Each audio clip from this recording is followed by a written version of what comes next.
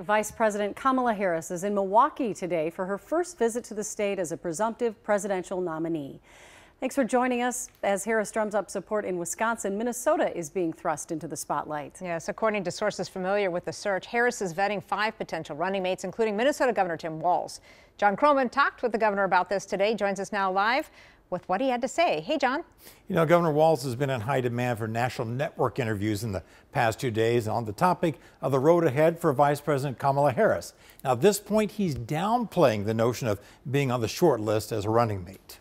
How are you? Governor Tim Walz continues to go about the business of his day job. How are you, Commissioner? In this case, highlighting EPA grants for climate-friendly food production at places like the Food Group in New Hope. But he's suddenly grabbed national attention as a possible running mate for Vice President Kamala Harris. Well, what I'll say is I talked to the Vice President Sunday afternoon early. Walz has been mentioned, along with Arizona Senator Mark Kelly, Transportation Secretary Pete Buttigieg, and fellow Democratic governors Josh Shapiro of Pennsylvania and Roy Cooper of North Carolina. And I said I'll be there to do whatever I can to help, and that's where we're at this point. Walz today drew a mention from former President Trump, who complained on Truth Social that Fox News was interviewing Walz in Minnesota, where Trump leads. Most polls actually had Trump trailing Biden here by a few points. I think things have changed when Donald Trump's tweeting at me today. So that tells me that maybe we've changed the discussion in America. Maybe we're talking about real things. Harris made history in March when she visited Planned Parenthood in St. Paul, the highest-ranking official to ever visit an abortion clinic. How dare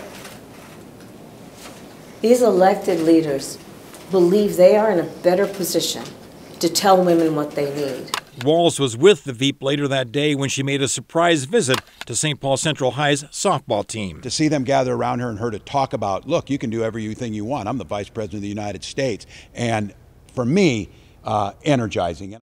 Now, Walz does have a lot of fans in progressive circles for the laws that have been passed under his watch here, but he's already taking hits from Republicans on social media about his handling of the riots after George Floyd's murder and the Feeding Our Future fraud scandal. So that's kind of a preview of what we can expect if he does make it onto this ticket. Back to you. All right. Thank you, John.